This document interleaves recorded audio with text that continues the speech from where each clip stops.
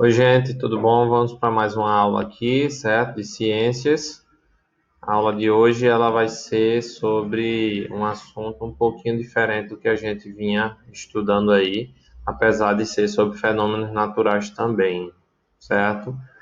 A aula anterior a gente falava um pouco mais sobre matriz energética, né? De fatores naturais também, renováveis, não renováveis.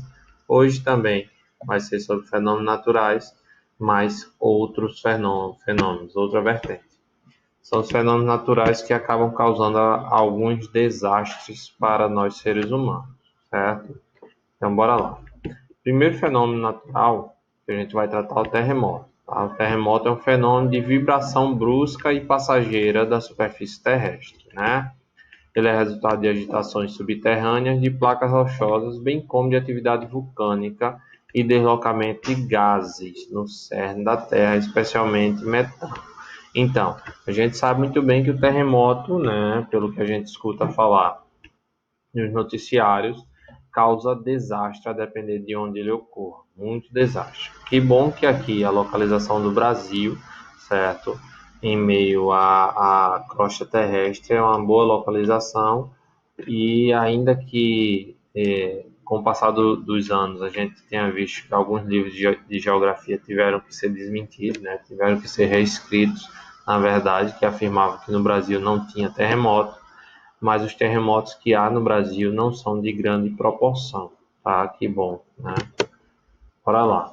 Um pouco mais, né? Para a gente entender um pouquinho mais sobre os terremotos, a gente tem que entender sobre a estrutura, né, do nosso planeta. O nosso planeta ele tem uma parte rochosa aqui, que na superfície terrestre, chamada litosfera, tá? Essa parte rochosa, chamada litosfera, tem uma parte que é a crosta, até 70 quilômetros, e uma partezinha que é do manto.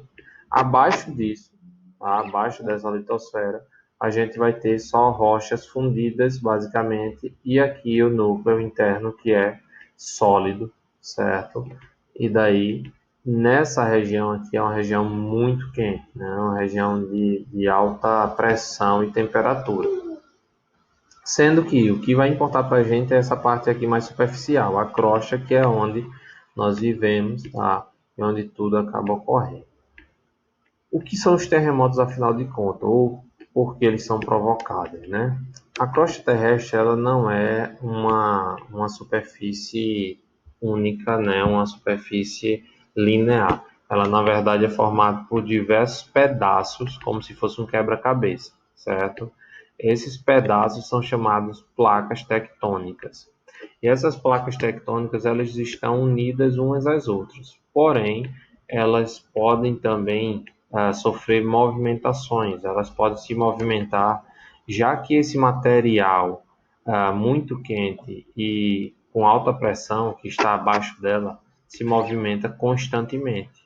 Então, esse material aqui chamado de magma, tá? À medida que ele se movimenta, ele pode também movimentar as placas que estão acima dele. E a depender do movimento que venha a ocorrer, né, pode trazer muitos desastres. A gente tem aqui os três tipos básicos de movimento. As placas, elas podem ser chamadas de divergente quando elas estão se afastando, certo?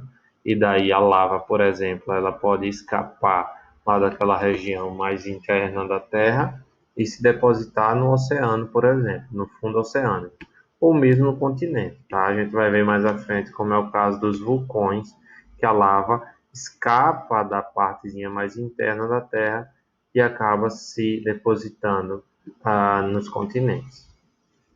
Aqui é o limite transformante, tá? O transcorrente, eles se movimentam meio que de lado, tá? Sem causar tanto desastre assim, mas ainda assim pode causar.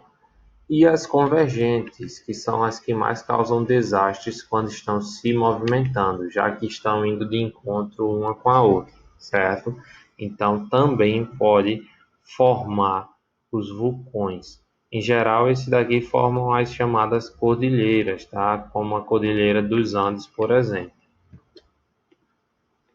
E a gente vai ver um pouquinho, né, no próximo vídeo sobre essa escala aqui de medição da intensidade dos terremotos, certo? Que são esses tremores de terra que a gente viu aí antes. Valeu!